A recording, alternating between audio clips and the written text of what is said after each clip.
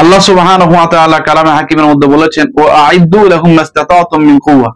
আল্লাহ পাক দুনিয়ার অমুসলিম শক্তির বিরুদ্ধে শক্তি অর্জন, তারপরে অস্ত্র সজ্জে প্রস্তুতি গ্রহণ করা, আধুনিক সব প্রযুক্তিকে অবলম্বন করার ব্যাপারে আল্লাহ পাক কালামে হাকিমের মধ্যেই নিজে বলেছেন।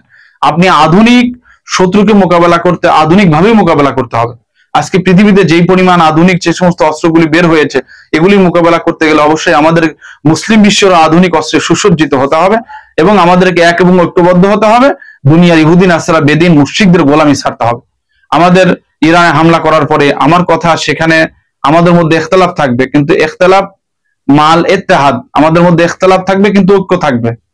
মুসলমানের দাবিদার যেই হোক, তাদের জানমালের ক্ষতি হলে আমরা বসে থাকতে পারি না।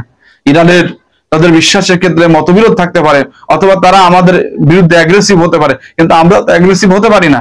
যেভাবে আজকে এই আমেরিকা সুকৌশলে ইসরায়েলের মাধ্যমে ইয়েমেনকে ধ্বংস করেছে, ফিলিস্তিনকে ধ্বংস করেছে, লেবাননকে ধ্বংস করেছে, ইরাককে ধ্বংস করেছে, আজকে যদি ইরানকে ধ্বংস করতে পারে, আগামী দিনে মধ্যপ্রাচ্যে কোনো রাষ্ট্র রাখবে না, সব অস্তিত্বহীন করে ফেলবে।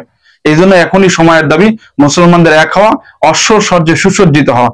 বিশেষ করে বিগত 70 বছরে দেখেন, যারাই পরমাণু শক্তিধর হয়েছে তাদের উপরে আমেরিকা এবং সাম্রাজ্যবাদী শক্তি কিন্তু আক্রমণ করে নেয়। তাহলে এই পরমাণু শক্তি, এটা যেমন মানে বলা যায় ক্ষতির দিক, আবার এটার কিন্তু উপকারের দিকও আছে।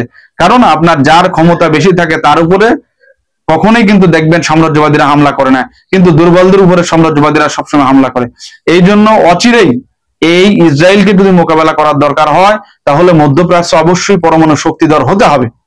ইরান তারা চেষ্টা করছে পরমাণু শক্তিধর হওয়ার, আমরা দোয়া করি অতি দ্রুত তারা শক্তিধর হোক। কারণ এরা যখন পরমাণু শক্তিধর হবে, তাহলে মধ্যপ্রাচ্যে একক ক্ষমতা, ইহুদিদের একক ক্ষমতা, ইসরায়েলের একক ক্ষমতা, আমেরিকার একক আধিপত্য বন্ধ হয়ে যাবে। এবং অন্যান্য রাষ্ট্র, বিশেষ করে মক্কা মদিনায় পেয়ারা হাবিব সাল্লাল্লাহু আলাইহি ওয়াসাল্লাম শুয়ে আছেন, সৌদি সহ অন্যান্য মিডল ইস্টে যারা আছে, তাদেরকেও কিন্তু অস্ত্র সজ্জে সুসজ্জিত হতে হবে।